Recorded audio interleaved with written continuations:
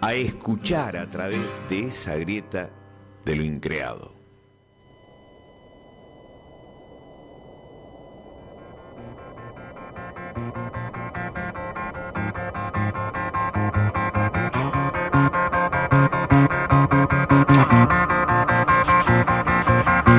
Y un día, sin querer queriendo, llegamos al programa número 30. Muy bien, felicitaciones, doctor Felicitaciones, Viegas. doctor Chinaski. Felicitaciones, doctor Berlanda. Berlanda.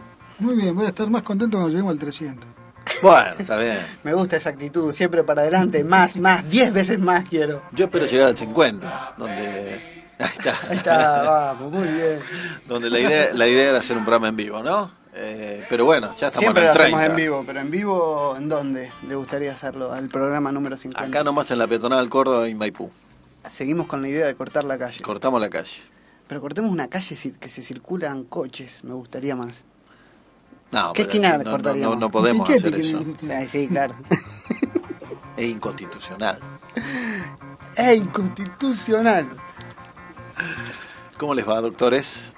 Muy bien, hoy... Usted tiene una información muy importante dentro del mundo virtual de la Sí, grieta. señor. También como de autorregalo para todos los oyentes de la grieta de lo increado. Al día de la fecha estamos con todos los programas cargados en nuestro canal de YouTube. Así que ya pueden entrar. Ya mismo. Los 29 programas ya están en YouTube. Exactamente. En la grieta de lo increado. Exactamente. Y ahora va a estar este también. Si no hay ningún problema técnico. Mire cómo lo aplauden. Sabe Chinaski. que, bien, Chinaski se puso las pilas. El 25 lo perdimos. El 25 es se perdió. un caso que hay que contratar, hay que llamar a la gente de Scully, a Mulder, a ver qué pasó. Y el 19 Según que lo ya que está, dice la está galaxia. subido también con solo media hora, ¿no? Sí. Y además vamos a tener una sección, digamos, que estaba faltando Es en verdad. la grieta a partir de la semana próxima. A partir de la semana próxima vamos a tener una nueva incorporación virtual también, si se quiere.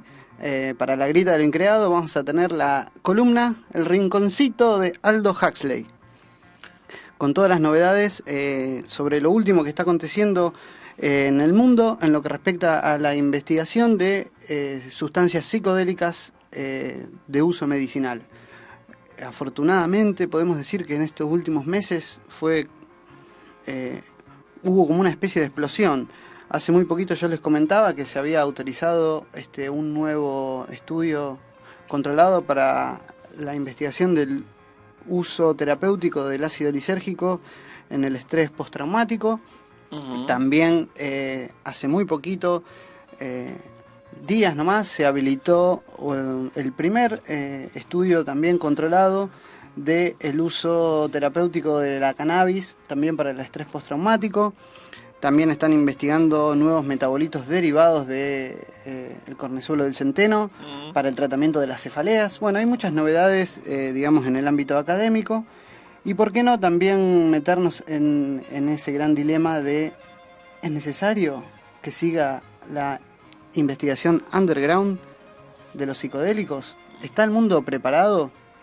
¿Está la ciencia preparada para oficializar una investigación a gran escala con los psicodélicos?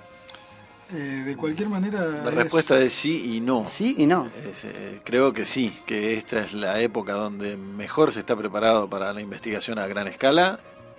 Hay médicos, psiquiatras y psicólogos y antropólogos también en todo el mundo ya trabajando en esto. Exacto. En forma muy seria desde hace muchísimos años. El cuerpo de conocimiento ya, libros y demás, es mucho más frondoso, creo yo, que en la década del 60, cuando también se hicieron estas investigaciones y después se cortaron a raíz de un cariz político, ¿no es cierto? Recordemos que lo importante de todo esto es que Stanislav Grof, que fue pionero en lo que tiene que ver con la investigación de psicodélicos en Checoslovaquia, era que, Sí, claro, es checo. que estuvo más de 20 años investigando concretamente con el LSD. Él dijo de todo este tipo de sustancias que así como para poder ver las estrellas se necesita un telescopio, para poder ver la profundidad de la conciencia se necesita de estas sustancias que permiten llegar a lugares que no se llega habitualmente con técnicas, digamos, con todas las técnicas avanzadas que uno puede tener, porque inclusive las técnicas de imágenes y demás muestran la actividad del cerebro en determinados estados y estas cuestiones, pero no está justamente la impresión subjetiva de lo que se vive en determinados estados, y que estas sustancias permiten justamente hacer que la persona pueda hablar y explicar lo que son estos. Creo que de todas formas, de sí, así como decíamos que nunca como ahora tantos profesionales y tanta información auténtica sobre el tema de investigación seria y científica sobre el tema de la apertura de conciencia y de las sustancias que abren la conciencia justamente, pero al mismo tiempo me parece que como estamos en este lento cambio de paradigma, que también tiene su reacción, digamos que intenta continuar con el status quo, como todo cambio siempre hay voces que se alzan en contra de los cambios, también es una época un poco dificultosa y peligrosa a nivel ideológico y político, justamente a medida que va avanzando también el narcotráfico, como muchas veces también hablamos que las adicciones y todo el negocio que se monta a través de las adicciones es un mal propio de nuestra cultura occidental. Las culturas indígenas no conocían las adicciones por sustancias y sin embargo utilizaban sustancias psicoactivas justamente, pero lo hacían lo hemos dicho muchas veces en el programa, en situaciones digamos muy rituales, en situaciones muy normadas, con muchas reglas, y en determinados momentos, ¿no es cierto?, momentos de sacralidad. Por lo tanto, obtenían solamente beneficios de esas experiencias y no el mal uso que se realiza en Occidente, donde no hay un contexto adecuado para el uso fecundo, ¿no? Entonces, bueno, me parece que también en esta época está estas dos caras, ¿no? La positiva y la negativa. Así es. Dejamos abierto entonces el rinconcito de Aldo Huxley, un momentito en el programa de La Grieta para debatir estas cuestiones. Si alguien quiere ir averiguando ahora, lo pueden ubicar. Aldo se maneja por Twitter.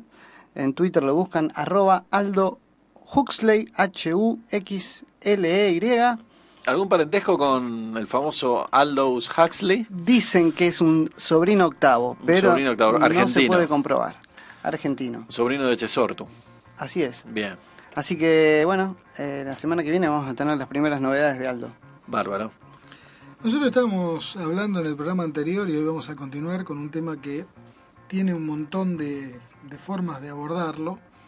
Se puede abordar de diversas maneras, pero es interesante ver que es un tema que para todos, no sé si lo hablábamos la semana pasada, ¿no?, que tiene que ver con la muerte y lo que representa para cada uno. ¿Usted sabe lo que decía el monje agustino alemán del siglo XVII, Abraham de Santa Clara? ¿Qué decía Herr Santa Clara? Algo que similar a lo que dijo usted al principio del programa pasado, y usted también dijo algo al respecto. No me digas, Sí. ¿qué nivel entonces? No tanto como dijo el monje, tampoco sea grande, pero tiene que ver el concepto fundamental, ¿no? El hombre que muere antes de morir no muere cuando muere. Y que tiene que ver esto para introducir el concepto de el concepto de muerte y renacimiento, que estuvo a lo largo de los distintos pueblos y las distintas culturas. Ustedes hablaban la semana pasada que el hecho de experimentar, haber participado de ceremonias, de ritos chamánicos y ritos de iniciación en distintos ámbitos, justamente a uno lo pone, digamos, en esta cuestión de prepararse para la muerte y tener menos miedo a la muerte, porque es como que de alguna manera uno tiene una primera visión de lo que es el camino, al menos el camino hacia la luz. Después que hay después de la luz, nadie lo contó y todos los que volvieron llegaron hasta la luz y pegaron la vuelta. No se sabe qué hay detrás de eso, ¿no? Pero lo concreto es que a lo largo de la historia de la humanidad hubo diversas culturas que fueron compilando toda la información que tenía que ver con la muerte, que durante mucho tiempo se consideró que eran ni más ni menos que textos de ficción o cuentos y que no tenían un verdadero significado o que no tenían un peso lo que traducían esos textos. Hoy día, y a partir de las investigaciones a las que hacíamos referencia al comienzo del programa, se sabe que estos textos no eran textos que salían de la mente afiebrada de un autor o de varios autores, sino que en realidad estaban representando lo que tenía que ver con viajes a través de la conciencia y que se preparaban, después se transformaban en libros que iban pudiendo decirle al alma cuál era el mapa o cuál era el camino. De estos libros, el más antiguo de todos es lo que se conoce con el mal nombre de el libro egipcio de los muertos, o Pert Emru, y literalmente esto significa manifestación en la luz o de la salida al día, que es justamente una colección de inscripciones y papiros egipcios ilustrados que decoraban los muros de las pirámides y tumbas. Inclusive este nombre del libro egipcio de los muertos surge de los saqueadores de tumbas que cuando encontraban unas tumbas donde había momias en su interior, encontraban en el ajuar de las momias y dentro de las momias distintos papiros con inscripciones que eran, por decirlo de alguna manera, personalizadas, que tenían que ver con el difunto y que indicaban cómo era el viaje o qué eran las etapas que debían pasar para llegar al otro mundo.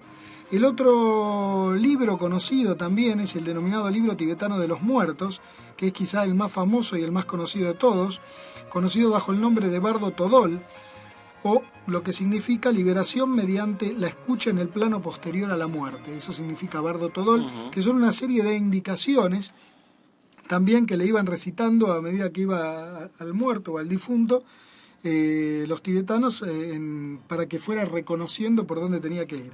También en nuestra América hay diversos códices, como el Códice Borgia o el Libro Maya de los Muertos, el Códice Borbónico, donde hay menciones a este viaje al inframundo y a la posterior subida a los cielos. Permanentemente está esta cuestión de la muerte y el renacimiento, en el caso de América, de un héroe civilizador como Quetzalcóatl, que en distintas acepciones, Quetzalcóatl es la serpiente emplumada, que representa lo que es el viaje, digamos, de lo material hasta colocarse plumas y elevarse a los cielos, y que también en estos escritos, en los distintos códices, toma una forma, distintas formas, la forma de Xolotl, que es un perro, un coyote, que viaja hacia el inframundo para traer la civilización a los hombres, ¿no?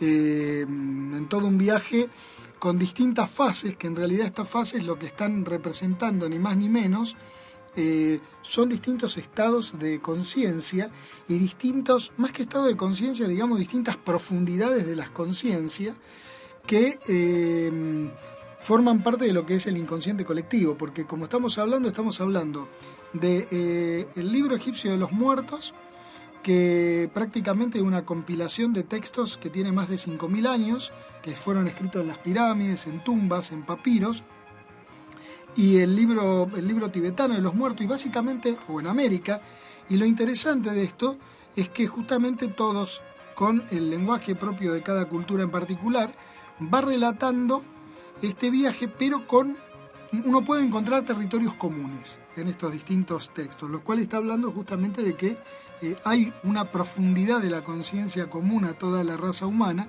y que, bueno, el que más investigó como autor contemporáneo fue Carl Gustav Jung, donde verdaderamente buceó en esto que él dio en llamar el inconsciente colectivo, y que muchas experiencias con distintas sustancias, o experiencias de meditación profunda, o experiencia con música, con tambores, con aislamiento sensorial, van apareciendo imágenes arquetípicas, imágenes de estos dioses del inframundo y demás, que están o estarían en esto que se da en llamar el inconsciente colectivo, ¿no? De hecho, no sé... ¿Sabe? Sí. Que merece mencionarlo. Jung jamás utilizó ningún tipo de sustancia. Es más, estaba en contra también del uso de las sustancias.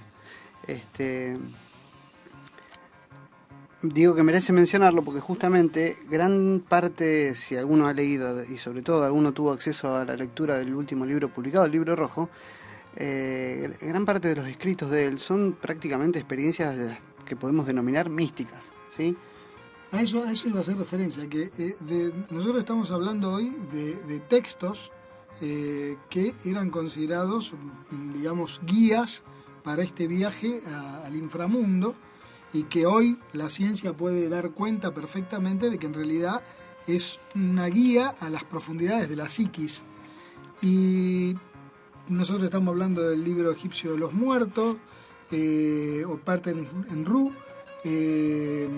estamos hablando del Bardo Todol, estamos hablando de los textos de los distintos códices, Borgia y demás, americanos, y yo me atrevería hasta quizás decir que el Libro Rojo de Young, que salió a la luz hace muy poco tiempo en lo que es la traducción en castellano, hasta podría ser considerado o ubicado dentro de uno de estos textos que dan cuenta de ese viaje al inframundo. Concretamente, el Libro Rojo de Young es un libro que... ¿por qué se llama el Libro Rojo? Porque Young escribía sus libros, que fueron los libros teóricos, digamos, en cuadernos con una cuerina negra en la tapa. Y había uno de esos libros que estaba escrito con una cuerina roja. Uh-huh. Los negros, digamos, eran aquellos textos que fueron a dar la luz y eran lo que se podía, estaban traducidos, por decirlo de alguna manera, al lenguaje científico y podían entrar dentro de lo que era una cuestión académica, pese a que Jung se peleó con Freud y demás, porque Freud no aceptaba mucho el tema del inconsciente colectivo y demás. Podríamos decir que era un lenguaje exotérico. Exotérico. Y bien académico, y para bien académico. El mundo científico. Y la base de todo, pero la base de todo esto es en realidad lo que estaba escrito en ese libro de tapas de que eran roja, sus experiencias subjetivas, visionarias, sí, netamente, las tuvo en el periodo previo, digamos, al gran desarrollo del cuerpo teórico de Jung.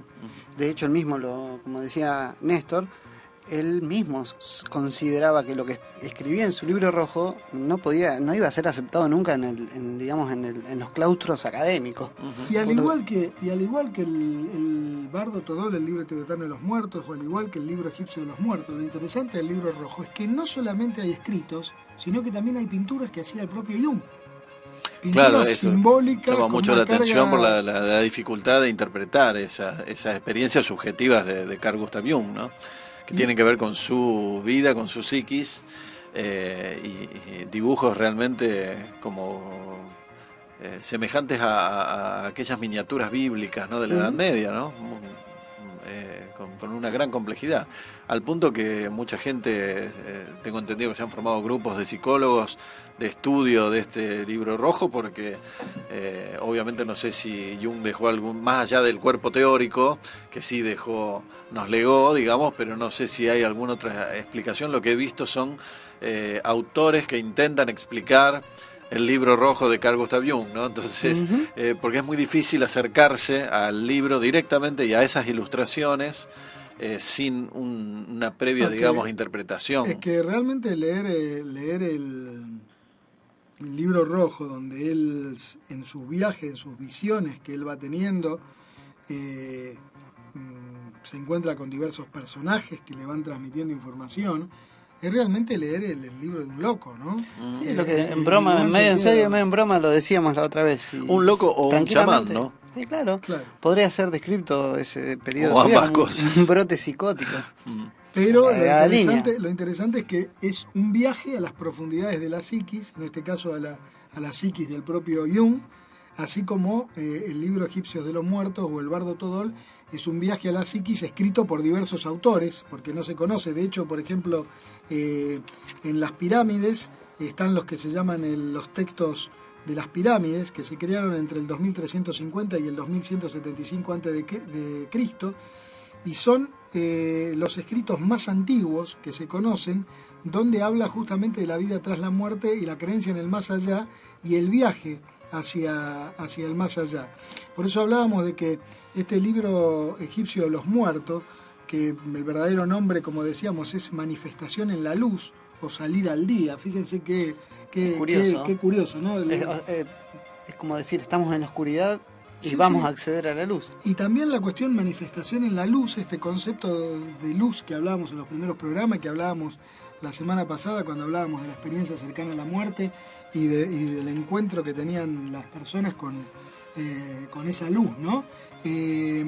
Justamente fue un compilado y básicamente lo que se habla allí eran dos, digamos, deidades hacia donde se iba, que era Ra y Osiris, que estaban presentes, había un juicio y demás. O sea, esta imagen del juicio, la luz, en este caso también para ver si a dónde iba el alma, estaba representado con que se pesaba el corazón de la persona que moría, lo hacía Anubis, el dios chacal y demás. Es justamente lo que se pensaba en un momento, que era simplemente un texto netamente alegórico. Hoy se sabe que es un viaje a las profundidades de la psiquis en este proceso continuo que habla el chamanismo y que hablan las distintas culturas de muerte y renacimiento, y que podríamos llevar a traducirlo y a llevarlo al plano, como hablábamos también en el programa, creo que había estado Raúl Porcel, este psicólogo que nos vino a contar de distintas terapias o su práctica con distintas terapias psicológicas, que básicamente el proceso psicoterapéutico, en realidad también un proceso psicoterapéutico bien hecho, debe conllevar a un proceso de muerte y renacimiento, es decir, la muerte de cómo uno veía el mundo, cómo uno se paraba ante el mundo, y el renacimiento, una nueva forma de ver el mundo, ¿no? Y existe otro libro también de estos importantes, que es El Bardo Todol.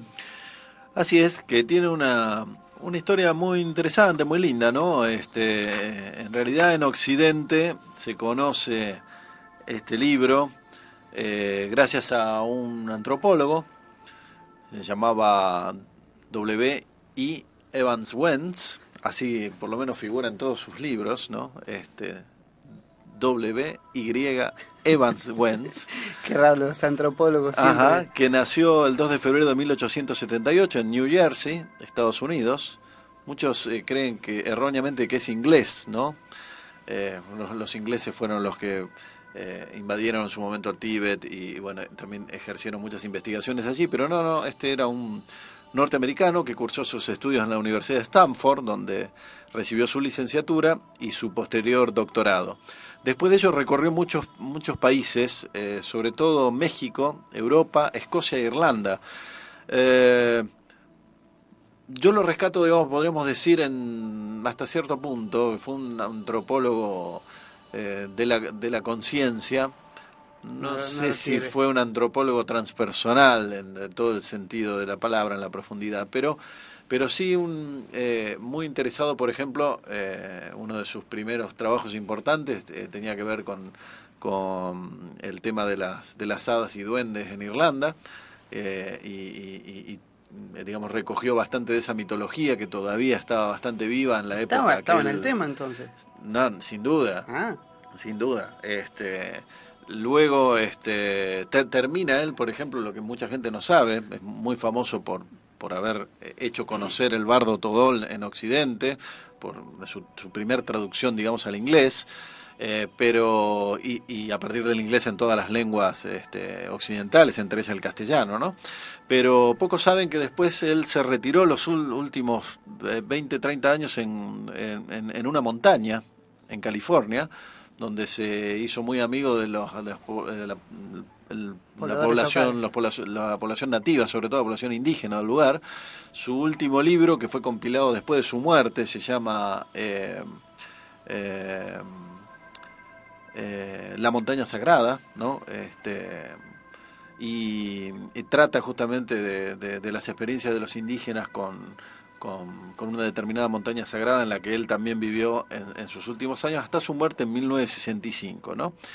Cuando estuvo radicado en la India y en su paso por Nepal, el Tíbet y demás, se abocó al estudio de estas doctrinas budistas, y es cierto que él no fue el traductor, sino que el verdadero traductor fue un lama, Kasidawa Samdrup, pero la verdad es que si no hubiese andado dando vuelta Evans Wentz por allí, probablemente hubiésemos tardado mucho más o no hubiésemos conocido el libro tibetano de los muertos, que como dijo Néstor, este es el nombre que Evans Wentz le pone al libro, pero el verdadero título en tibetano es La gran liberación por medio de escuchar en el bardo. La palabra tibetana bardo significa transición o brecha entre dos realidades. Ten en cuenta esto. Transición o brecha entre dos realidades. Padmasambhava, que fue... El bardo de lo increado. Claro, Padmasambhava, que fue llamado el segundo Buda, porque fue la persona que, digamos, llevó el budismo de la India al Tíbet y a la región del Himalaya, conocido como Chenrezig en el Tíbet, expresaba todo el espectro de la vida y la muerte en el contexto de 6 bardos. Es decir, volvemos a repetir, serían 6 transiciones para traducirlo al castellano. Estos bardos, digamos, se dividen en 3 y 3. Tenemos 3 en la vida y 3 en la muerte, o durante la muerte, el proceso de la muerte, ¿no? Cada bardo incluye un conjunto de enseñanzas y prácticas de meditación asociadas con ellas. En las transiciones siempre está presente la posibilidad de que se revele la naturaleza de la conciencia. En realidad las vivencias bardos son una presencia casi constante en la vida. Estoy siguiendo el comentario de un lama contemporáneo, Sogyal Rinpoche, y como decimos muchas veces acá en este programa, como Néstor no se cansa de repetir, pobre de aquel que no haya tenido muchas muertes simbólicas pequeñitas en su vida, ¿no? Como duelos, divorcios, rupturas con amigos, etcétera, y muchas otras más, ¿no? Orgasmos. Y muertes. También, claro. Y muertes desde el punto de vista de esos estados o esos momentos en los cuales uno siente una ruptura total con todo lo que lo rodea y que le provoca un cambio interior muy profundo, porque todas estas situaciones que vos haces mención, me parece importante aclarar esto, que son pequeñas muertes. El tema es qué hace uno con eso, porque uno puede pasarlas y simplemente elaborar un duelo, por ejemplo, y que no sirva para nada, digamos, o puede esas crisis, en realidad podemos hablar de crisis, trabajarlas y justamente verdaderamente vivirlas como una muerte a una antigua forma de ser de uno y un renacimiento, una nueva forma. Claro, justamente hoy hablaba con un paciente de este tema que venimos ya trabajando y le decía justamente esto, ¿no? El viejo modelo que vos tenías ya se agotó, se terminó el modelo, o sea, y está en un proceso de verdaderamente de reconstruir otro modelo y una forma distinta de ver el mundo, porque si uno, todas las crisis que uno va teniendo a lo largo de la vida, o todas las situaciones, uno de pronto no las aprovecha o no mira o no intenta al menos identificar qué le quiere transmitir eso que vivió, no puede recapacitar sobre eso. Es como que uno se quedaría, si queremos asociarlo en una forma metafórica al tema de la muerte, queda como si quedaría en el purgatorio, es decir, quedaría en la nada, entre este mundo y el otro plano, queda ahí, o sea, uno transita toda su vida en un estado del purgatorio y toda su vida pasa por ahí. Cuando uno verdaderamente estas crisis, uno las puede trabajar, puede poder darse cuenta de qué quieren decir o qué quieren significar, lo que uno hace entonces es justamente morir, muchas veces hundirse en el más terrible de los infiernos y renacer a otra forma de vida u otro modelo, otra forma de encarar las cosas en lo que se refiere a las relaciones humanas, en lo que se refiere a la relación con uno mismo, en lo que se refiere a la forma de encarar la vida desde cualquier plano, desde lo material, desde lo emocional, desde lo espiritual. Entonces ahí viene esto que justamente hacía referencia un poco también en la frase que decíamos al principio, ¿no? Uno para poder aprender y para poder evolucionar, pero no hablamos de evolucionar en el plano espiritual, que no sabemos qué pasa cuando uno muere, si evoluciona, si hay reencarnación, no hay reencarnación, entra todo. Evolucionar aquí como ser humano, ¿no? En este periodo finito de tiempo. Exactamente, y en este periodo finito de tiempo que tiene que ver con el hecho de evolucionar para llegar, yo creo que como aspiración máxima, a la felicidad. Entendida la felicidad como un estado de armonía con uno mismo, con sus seres cercanos y con el medio social. No existe, a mi criterio, el tema de la felicidad New Age, de la persona que logra la iluminación y entonces explica que de pronto hay injusticias, hay pobres, etcétera, etcétera, porque están pagando el karma de vidas anteriores. O sea, la felicidad es el estado de armonía con uno mismo, el estado con el entorno más cercano y con el entorno social. A mi criterio no hay felicidad si no existe conciencia social. Conciencia social es justamente involucrarse y conmoverse ante las situaciones que pasan para poder modificarlas, ¿no? Entonces, yo creo que de alguna manera, todas estas situaciones que uno puede pasar a lo largo de la vida deben servir justamente para uno transformarse y evolucionar, como vos bien decías, en este plano para tratar como meta alcanzar ese estado de armonía que no es fácil, obviamente que no es fácil, pero que sí es muy importante llegar a eso, ¿no? Claro, desde el punto de vista de la cultura tibetana y de la religión del budismo tibetano, justamente todas estas pequeñas transiciones, estas pequeñas crisis que vos hablabas, Néstor, siempre traen presente la posibilidad, estas crisis, de que se revele la naturaleza auténtica de la conciencia, que esto es lo que le interesa al budismo en general, no solamente el budismo tibetano, ¿no? El Mahayana también, es decir, son oportunidades para que se revele la auténtica conciencia, que no es esta conciencia de vigilia que tenemos habitualmente. Y volviendo a los 3 bardos, entonces, que en realidad son 6, 3 en la vida y 3 en la muerte, recordemos, los 3 bardos o transiciones de la vida indicados por Padmasambhava son la conciencia normal desde el nacimiento hasta la muerte, o sea, esta vida y estas crisis y estas transiciones en el estado de vigilia, podríamos decir. El estado de los sueños, fíjense, este es entendido como otro bardo, otra transición entre 2 realidades. Milán Bardo se llama eso. El estado de meditación o estado superior de conciencia, que también se da, digamos, durante la vida. Y, Samten Bardo se llama. Ajá, perfecto.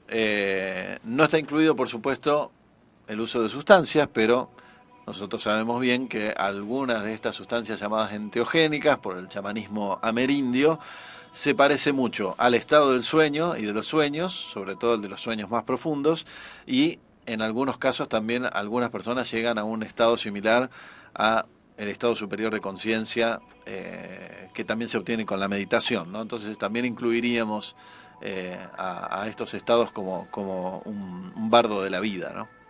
Y los 3 bardos de la muerte son el momento de la muerte, es decir, el lapso entre el comienzo de la agonía y su culminación en la muerte. Chicay Bardo.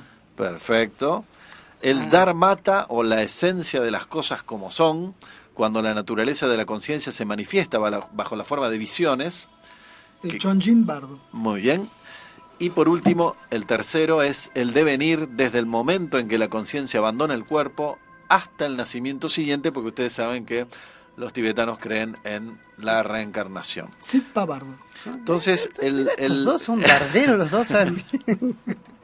El mensaje constante del libro tibetano de los muertos es justamente la necesidad de prepararse para la muerte ahora mismo, durante la vida, poniendo énfasis, por supuesto, en la meditación, y después, en el momento de la muerte, lo que hacen los monjes, digamos, es leer este libro, que yo lo tengo acá en una versión castellana de la editorial Kier, ¿no? Que tienen los famosos comentarios de el doctor Carl Gustav Jung, sí señor, también hizo la introducción. Tenía tiempo para todo. Tenía tiempo para todo, hizo también el comentario psicológico del libro tibetano de los muertos. Algún día le voy a contar lo que me pasó a mí estando leyendo el libro rojo de Jung. Sí, algo me contó muy usted. Profundamente. Y voy a traer, pero no voy a decir quién es el autor, alguna frase que... Fue abducido por el libro rojo de Jung. Fue un estado bastante raro que me provocó esa lectura profunda del libro rojo, sí. Entonces, el propósito es justamente, y el tiempo es finito, y como el tiempo es finito, dijo usted, Chinaski, también se nos viene encima la media hora del programa musical.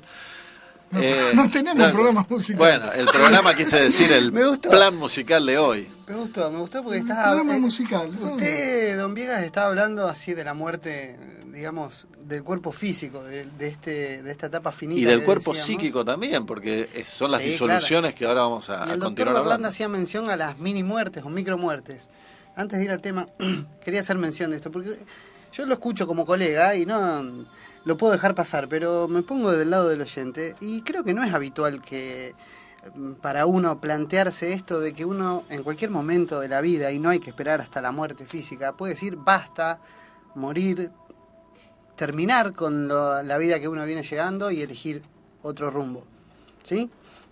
Tal vez es más fácil de ver en los artistas, por ejemplo, que se me viene a la cabeza, por ejemplo, que es un gran mutante musical, es David Bowie, que él se inventaba y se reinventaba constantemente, o el propio Alejandro Jodorowsky, que lo nombramos cada 2x3, pero digamos, en el arte es más frecuente y hasta incluso más aceptado socialmente que un artista disco tras disco, por ejemplo, mute, sí, pero se para transforme, el se común aburra los, de un estilo, cambia, para o el común incluso de los su mortales propia no, hay que personaje. hay que seguir hasta que uno se muere, es así. Lo que pasa es que el arte es la forma más cercana de contacto con la profundidad de la conciencia.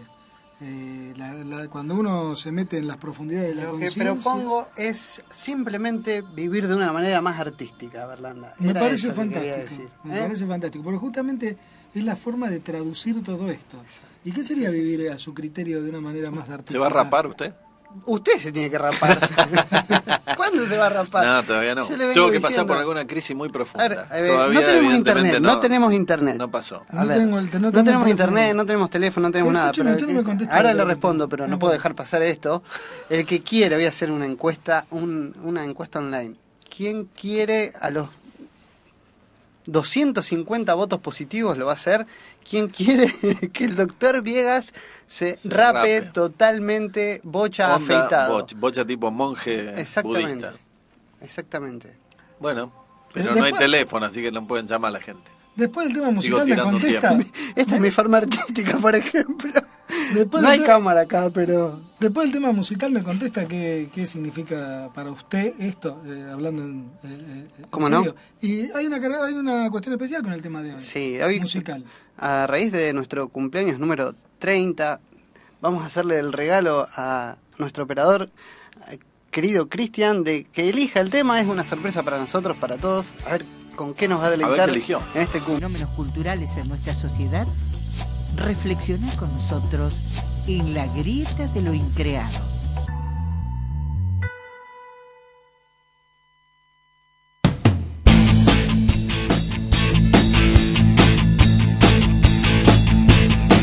Hubo un tiempo que fue hermoso y fui libre de verdad. Muy bien, aplausos. Cristian, la rompiste con David Bowie, lo que acabamos de escuchar, señoras y señores. Había quedado una pregunta pendiente. Usted habló, y coincido plenamente con usted, al menos en lo que se refiere a mi interpretación de eso, usted dice vivir más artísticamente. ¿A su criterio qué sería vivir más Vivir más artísticamente tiene que ver con algunas cuestiones como básicamente, por ejemplo, respetar a ese niño interior que todos tenemos adentro y que nos ocupamos constantemente de apalearlo y hacerlo callar. Vivir cada momento, Berlanda, como si fuese irrepetible. De hecho, cada momento es irrepetible. En realidad es tomar conciencia de que cada Tan momento difícil. es irrepetible. Pero uno, vio que ahora está de moda la mindfulness y toda esa cuestión de lo que hablamos el programa pasado, de estar conectados y atentos a lo que nos sucede momento a momento. Hoy puse tempranito en el Facebook de La Grieta eso de no olvidemos recordarnos. Viene de todo Gurdjieff y toda esa cuestión, que esos grandes maestros místicos que lo han transmitido, pero no olvidar recordarse. Parece una pavada lo que digo, pero no es tan pavada. El otro día lo hablaba con un amigo.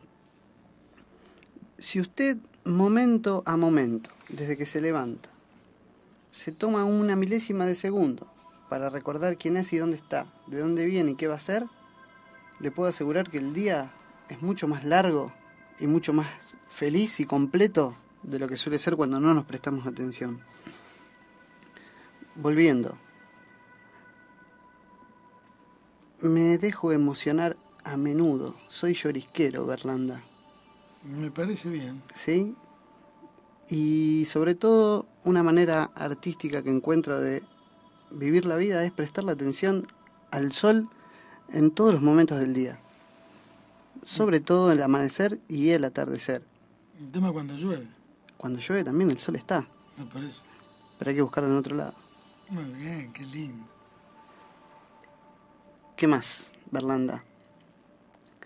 Una manera artística de vivir la vida es mirar a los ojos directamente y decirle, ¿sabe que lo quiero, Berlanda?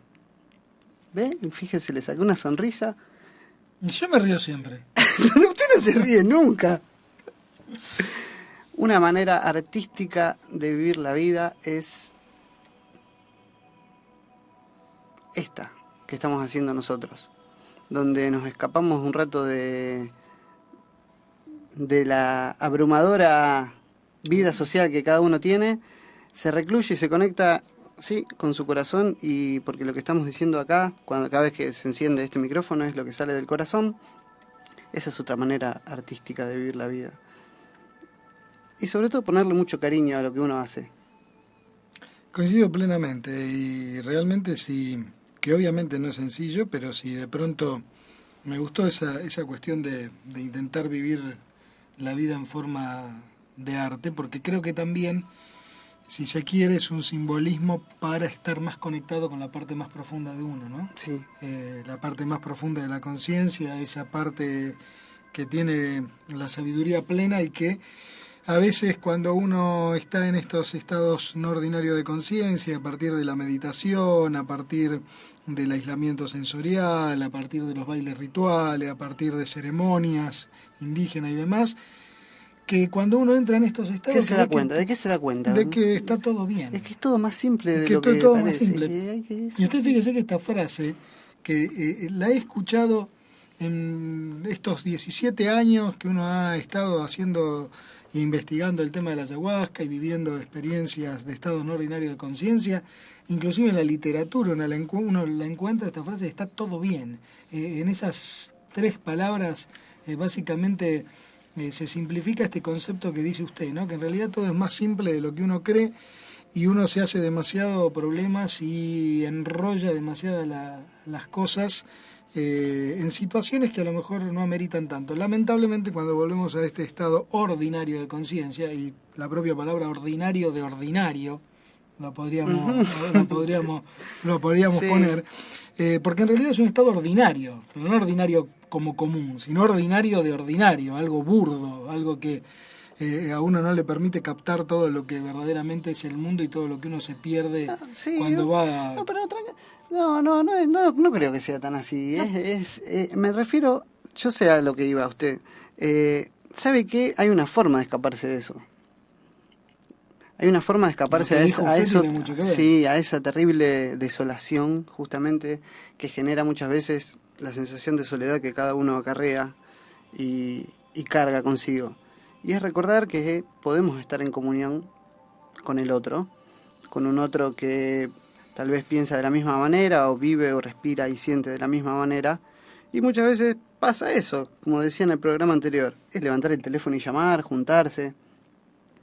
Porque no estamos solos. Entonces, hay que buscar, sí, a la gente, rodearse de la gente que a uno le hace bien. En realidad, la fórmula no es complicada, pero hay que buscar cómplices en realidad. Sí, requiere, o conspiradores. O conspiradores. La verdadera palabra conspirar es respirar juntos, ¿no? Conspiremos, acá estamos conspirando para que... Mire, le quiero hacer una recitación. Hay un llamado. Esta es la... Perdón. Sí. Hola, sí, mi nombre es Ricardo Coluso y llamaba para decir que yo voto positivo para que el doctor Diego Viega se corte de ese cabello. Mire, Chinaji, voy a seguir con mi poco cabello por ahora porque es un engaño. Yo le quiero decir al público que no hay teléfono hoy. No, deje de hacer personaje porque Gustavo Lorente. No hay Viega, teléfono. Cortes el pelo, no. Por ahora no, ya le dije en una próxima crisis, o bien como al doctor Berlanda cuando le reciten de esta manera. Ojalá que no sea pronto. Cuando le reciten de este modo, Espere. pero de una manera muy cortés. Oh noblemente nacido doctor Néstor Berlanda. Porque dice entre paréntesis fulano de tal, no hay que decir el nombre en este caso. Nesti para los Claro. amigos. Oh noblemente nacido doctor Néstor Berlanda, escucha, Ahora estás experimentando el resplandor de la clara luz de la realidad pura. Reconócela. Oh noblemente nacido Néstor Berlanda, tu actual intelecto, vacío por real naturaleza, no formado en nada con respecto a características o color, naturalmente vacío, es la realidad misma, el todo bueno. Tu propio intelecto, que ahora es vacío, sin embargo, no ha de ser considerado como perteneciente al vacío de la nada, sino como el intelecto mismo, inobstruido, brillante, emocionante y bienaventurado. Y es la conciencia misma, el Buda todo bueno. Esto le van a recitar a usted cuando esté en la expiración final, para que no se asuste y para que reconozca la verdadera naturaleza búdica de la conciencia. Yo no sé cuándo me voy a morir, pero lo voy a hacer traer a usted de cualquier lado para que me recite esto. ¿Usted se da cuenta la cantidad de sucesos que ha ocurrido a lo largo de milenios para que en este preciso instante el amigo Viegas le lea lo que le leyó? Claro. ¿Eso qué sería? Se lo estoy leyendo en vida, pero ¿qué sería la introducción? No, es que... Es una parte, es una parte... pero escúcheme recordemos una cosa. que esto no es una recitación, digamos, ceremonial, sino que se le habla al difunto para que... le voy a agregar algo. Sí, para guiarlo, para direccionarlo. Le voy a agregar algo. El bardo Todol no solamente estaba hecho para los difuntos, sino que también estaba hecho para los vivos y para los buscadores espirituales. O sea, estas instrucciones que se le repetían al difunto también estaban hechos para aquellos que estaban en estado de meditación y aquellos que buscaban la espiritualidad. O sea que está bien que me lo haya leído ahora en vida, porque también me puede inspirar ¿Seguro? para seguir en esta búsqueda que todos tenemos, ¿no? Exacto, lo que usted llamó... Pero no me quedó claro, sí. y para que le quede claro al oyente, no es el principio del No, Todol, no es una parte. Es una parte, digamos, llegando, son 49 días en la que aparece el bardo final, digamos, que es entre lo que habíamos mencionado antes y el momento del renacimiento, ¿no? El último en el que la conciencia pasito. se reintroduce en un ser humano futuro, ¿no? Lo que usted llamaba el Chikai Bardo es la primer parte que describe los acontecimientos psíquicos del momento de la muerte. La segunda parte, o Chonjit Bardo, trata sobre el estado onírico que sobreviene inmediatamente después de la muerte y sobre las llamadas ilusiones kármicas, que esta es justamente en la recitación que se hace, tratan de advertirle al muerto que no se enganche en las visiones terroríficas a veces que hay, o incluso bienaventuradas, porque son pura ilusión. Muchas veces también ocurre esto en las experiencias con enteógenos. En la vida ocurre. Y también, ¿no?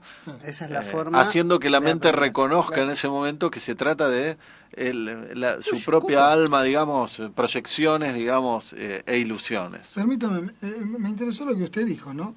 Que esta cuestión que usted la relaciona, que es lo que dice el bardo, de estas imágenes terroríficas o estas imágenes de bienaventuranzas, digamos, y que se recomienda no engancharse con eso. Es también, como usted dijo, de la vida. Normalmente uno tiende a veces a engancharse en las famosas rachas de mala suerte y decir que todo sale mal. Y lo autoalimenta. O a su vez quedarse demasiado tranquilo porque todo está saliendo demasiado bien. Y no es ni una cosa ni la otra, sino tal cual lo dice el budismo también, todo es ilusión en definitiva, ¿no? Es el mundo que late. La tercera parte, o el Sidpa Bardo, concierne al asalto del instinto natal y de los acontecimientos prenatales, que es característico que la intuición y la iluminación supremas y por ende la máxima posibilidad de alcanzar la liberación se confieran durante este proceso. Inmediatamente después comienzan las ilusiones, que a su tiempo conducen a la reencarnación, las luces, que se tornan cada vez más débiles y variadas, y las visiones terroríficas, ¿no? Que mencionábamos antes, en constante incremento. Este descenso ilustra la enajenación de la conciencia respecto de la verdadera de la verdad liberadora, digamos, ¿no? Lo que es la auténtica conciencia, que no son estas proyecciones mentales, al aproximarse cada vez más al renacimiento físico, ¿no? El propósito de esta instrucción es fijar la atención del difunto en cada etapa sucesiva de ilusión y engaño sobre la posibilidad, la oportunidad que tiene, ya en este caso el muerto, en reconocer la liberación, en liberarse, ¿no? No dejarse llevar por las imágenes engañosas y explicarle la naturaleza de las visiones, ¿no? Esto es un poco, quizás a lo mejor, la diferencia con el libro egipcio de los muertos, ¿no? Este es un verdadero manual de guía y dirección al moribundo, ¿no? Y como usted dijo también, a cualquier persona que quiera tener una iniciación en vida, ¿no es cierto? Sí, en realidad lo del libro egipcio de los muertos también era todo un compilado, digamos, que fue escrito y aparte era personalizado, también había instrucciones. Lo que pasa es que allí estaba todo el proceso también y las instrucciones para la momificación del cuerpo, dentro de lo que eran los textos de las pirámides, los papiros que le ingresaban a la momia, justamente porque era el renacimiento en algún momento o en otra vida, ¿no? Eso es... Otra cosa muy interesante que también tiene bastante que ver con lo que uno ha aprendido en distintas experiencias chamánicas o enteogénicas, esto que hemos observado muchas veces, que el estado emocional, el estado mental en el que la persona se encuentra inmediatamente antes de efectuar la experiencia, muy probablemente lleven o direccionen o guíen, digamos, el proceso posterior, es decir, el estado en el que esta persona se encuentre durante el trance, ¿no? Esto mismo enseña el Bardo Todol, ¿no? El estado, digamos, de agresividad o de no aceptación, digamos, que la persona tenga en el momento de la muerte, es también el estado en el que esa conciencia va a seguir durante las etapas de disolución uno a uno, como si fueran distintas capas de una cebolla psicológica que se van diluyendo. Por supuesto también la disolución del cuerpo físico, ¿no? Que es lo menos importante en este caso, ¿no? Entonces por eso debe ser leído un moribundo y que en realidad que sea ejercitado, porque la persona que ha meditado durante toda su vida justamente tiene mucho más posibilidades, tiene mucho más entrenamiento para, llegado a esta etapa, y más allá de la persona que le está leyendo el libro, poder reconocer entonces los diversos bardos o transiciones, ¿no? Trayéndolo a nuestra cultura, usted fíjese que lo que hablábamos la semana pasada del monumental trabajo de la doctora Elizabeth Kubler-Ross, cuando trabajaba con niños moribundos, que ella hablaba que los niños moribundos eran sabios. Y tenía que ver justamente con esto, con que no estaban tan contaminados por prejuicios, la cultura, la sociedad y demás, y es como que estaban más cerca o sea, eran como meditadores experimentados, claro, por decir de alguna manera, estos chicos. Sí. Entonces cuando percibían el estado de muerte cercana, porque estaban en un tratamiento por cáncer o alguna cuestión, es como que verdaderamente abrían su conciencia y al estar más puro es como que bajaban más información, por decirlo. Concretamente el comentarista, que es el lama Sogyal Rinpoche, dice: en el momento de la muerte el estado mental del individuo es de importancia suprema. Es esencial que no se encuentre trastornado ni perturbado. Un ambiente de serenidad y amor, la oportunidad de dar significado al último momento de la vida, de perdonar y poner fin a los asuntos pendientes y sobre todo abandonar los apegos, todo esto ayuda a la persona a entregarse en el momento de la muerte. Asistir a un moribundo significa ayudarle a comprender la naturaleza de la mente. Ante la inminencia de la muerte, los practicantes son autosuficientes, y los que practicaron meditación toda su vida, ¿no? Gracias a las prácticas realizadas, desde luego, la ayuda de los seres queridos también puede serles beneficiosa, pero cuando se trata de ayudar a quienes carecen de la experiencia espiritual en sus vidas, o personas que no hayan practicado meditación, que nunca hayan tenido alguna experiencia en un estado no ordinario de conciencia o místico y demás, hallamos que nuestro amor, nuestra confianza, nuestra fuerza espiritual le puede ayudar al moribundo a su propia confianza para que haga aflorar su esencia espiritual, ¿no? Cuanto más la aceptan, más van a comprender la naturaleza de la mente, que no es, por supuesto, volvemos a repetir, ni el momento de la vigilia, la conciencia de vigilia, ni tampoco esa conciencia de proyecciones de deidades iracundas y demás, que son puras ilusiones en el momento de el primer bardo, digamos, al momento de la muerte, ¿no? Es muy importante que los moribundos conserven la conciencia en el momento de morir. Caso contrario, esta se verá interrumpida y no tendrán memoria porque se habrán desplazado a una nueva dimensión del ser donde su conciencia anterior no puede recordar el pasado ni sentirse cómoda. Es por ello que la mayoría de las personas temen lo que sucederá después de la muerte al no haber trabajado con la mente, es decir, no haber meditado nunca, no tienen la menor idea de las experiencias que sobrevendrán. La agonía en sí misma comienza con las etapas de disolución, que en realidad constituyen el proceso inverso de la concepción y de la formación de un nuevo ser. Según las enseñanzas budistas tibetanas, en el momento de la concepción, cuando se unen el esperma y el óvulo, la conciencia del futuro niño es absorbida y los elementos esenciales de su padre y su madre le proporcionan los componentes fundamentales del cuerpo. La esencia del padre asciende al nivel de la cabeza y la de la madre desciende hasta el más bajo del ombligo para residir junto al útero. En el proceso de la muerte comienza cuando los elementos corporales se disuelven unos en otros y a la vez se produce la disolución de los componentes psicológicos o agregados del yo, forma, sensación, percepción, intelecto y conciencia. Por supuesto también la memoria desaparece, ¿no? Cada etapa de la disolución se caracteriza por signos físicos exteriores y vivencias internas. El elemento tierra se disuelve en agua, el agua en fuego y este en aire.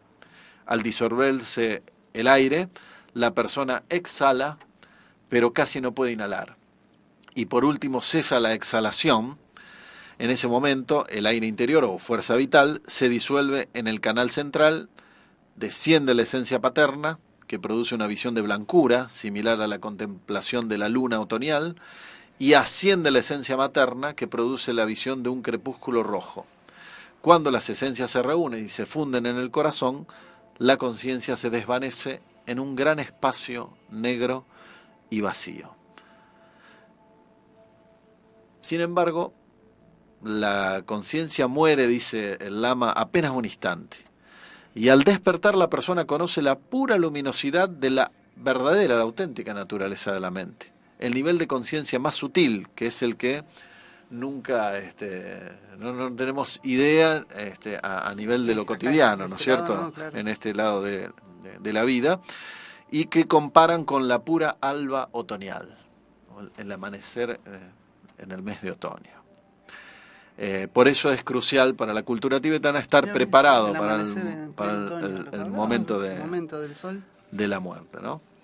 Y la importancia también del estado previo en el que uno se encuentra y del karma o de las acciones, por supuesto, que hayan llevado en vida, porque todo eso es lo que se va a ver reflejado después en el estado de conciencia posterior, ¿no? Los 3 bardos posteriores. Llegamos al final. Me quiero... ¿En qué se va a reencarnar usted, Berlanda? Porque ya le leí el bardo, así que, bueno, ya me puede decir en qué le gustaría reencarnarse. Yo como chino soy tigre, en un tigre. Ah, se va a reencarnar en un animal. Pensé que me iba a decir en un ser humano. Un tigre. Un tigre. Quiero bien. Juguetear por la selva. Por la selva. ¿Y usted, Chinaski, en una cotorra? En una cotorra. Sí. Toda su conciencia, su intelecto se va a transformar en una carnosa para cotorrear, viejas, rápese, cortes el pelo, viejas. Siga haciéndose el chistoso usted.